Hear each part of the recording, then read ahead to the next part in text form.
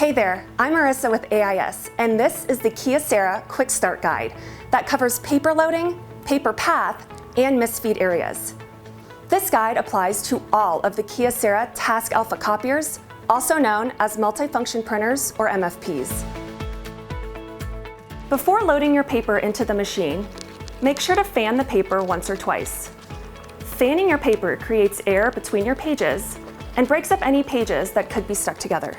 To avoid jams, make sure the gates or the guides are closed tightly against the machine so that the paper isn't loose in the paper tray.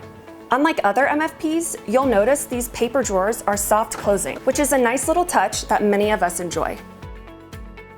The paper path on these machines is simple. You can think of the paper path as a big letter C as the flow feeds off to the right.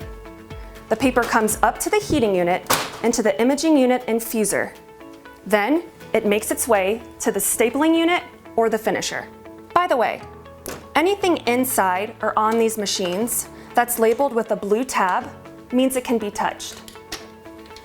There's an additional transport unit in the lower drawer that takes the paper from tray 4 and moves it across the machine. The misfeed areas are on the right side of the machine. On the bigger machines like this one, you'll see the fuser in the misfeed fuser area. For the smaller machines like this one, the whole unit folds down. You also have access to the lower paper drawers. So if the machine ever stops and tells you to clear the areas, this lower misfeed area is where you gently pull the jammed paper out from if you have a problem. For more extensive training, be sure to reach out to our service department. And keep a lookout for more quick start videos from us by subscribing to our YouTube channel, the Copier channel. Thanks for watching.